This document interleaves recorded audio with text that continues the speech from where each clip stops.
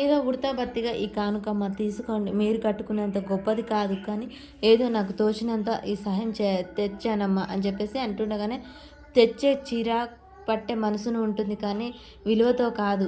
చీర చాలా బాగుంది అని చెప్పగానే మీలాగే మీ కోడలు గుర్తిగానే చాలా గొప్ప మనసమ్మ.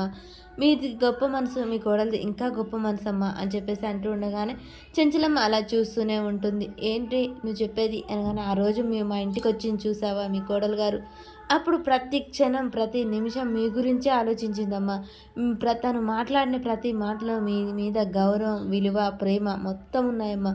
తను అక్కడ ఉన్నది అన్న మాటే కానీ తన మనసు అంతా మీ చుట్టే తిరుగుతూ ఉందమ్మా. అత్తమ్మ అత్తమ్మ అనే మాటే తన నోట వెంట ఉందమ్మా. మీ అత్తాకోడళ్ళని చూసి ఎంతోమంది ఆదర్శంగా నిలిచారు. పసుపు కుంకుమలకు దూరమైన కోడల్ని ఆదరించి మీరింత ప్రేమగా చూసుకోవడం నేను ఎక్కడా చూడలేదు. అలాగే అత్త మీద ఇంత గౌరవం, ఇంత ప్రేమని ఉన్న కోడల్ని నేను ఎక్కడా చూడలేదమ్మా. మీరిద్దరూ ఎంతో మందికి ఆదర్శమయ్యారు.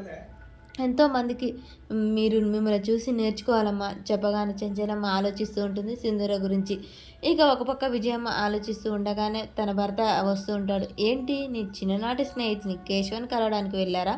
తెలిసి మళ్ళీ అడగటం ఎందుకు? మీకంటే స్నేహితులు ఉన్నారు. మేము మీకోసం ఎదురు చూడక తప్పదు కదా. కొన్నిసార్లు మనసు విప్పి మాట్లాడుకోవడానికి భార్య అనేది ఉంటుంది. కానీ నాకు ఆ అవకాశం లేదు కదా. ఎంతసేపు ఉన్నా నువ్వు చెప్పేది నేను వినాలి. కానీ నేను చెప్పేది నువ్వు వినవు కదా. అందుకే నా స్నేహితుడి దగ్గరికి వెళ్ళాను. నా స్నేహితుడు ఎన్నడూ లేనిది ఈరోజు మందు తాగాడు. ఏంటి 25 ఏళ్ల క్రితం పోగొట్టుకుంది వెతుకుతున్నారా అన్న విషయాన్ని గుర్తు చేసుకుంటూ ఉంటుంది. ఏంటి నీ స్నేహితుడు మందు తాగాడా? అవును. స్నేహితునితో పంచుకోలేనంత విషయాలు ఏముంటాయి మీరన్నట్టు అని చెప్పేసి విజయమ్మ, చూడండి మీ స్నేహితుడు మనకు సంబంధించిన విషయం ఏదో దాస్తున్నాడని నాకు అనిపిస్తుంది.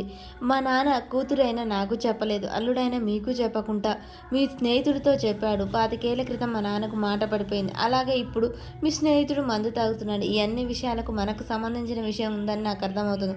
మీకు దండం పెడతాను. ఆ విషయం ఏంటో కనుక్కొని ఇదొక్క సాయం చేయండి. నేను పెళ్ళైన 25 ఏళ్లకు సంధి మిమ్మల్ని ఏ కోరిక కోరలేదు. ఇది కావాలి అని నేను ఏ రోజు మిమ్మల్ని అడగలేదు. ఇదొక్క సహాయం చేసి నాకు పెట్టండి. మీ స్నేహితుడితో కనుక్కోండి. ఆ విషయం ఏంటో మనకు సంబంధించిందా అని నాకు అనిపిస్తుంది. మా నాన్న ఇలా కావడానికి కారణం కూడా అదే విషయం అని నాకు అనిపిస్తుంది. దయచేసి అర్థం చేసుకోండి అని చెప్పేసి విజయమ్మ అయితే తన భర్తని ప్రాధేయపెట్టి 2 చేతులు దండం పెట్టి అడుగుతూ ఉంటుంది.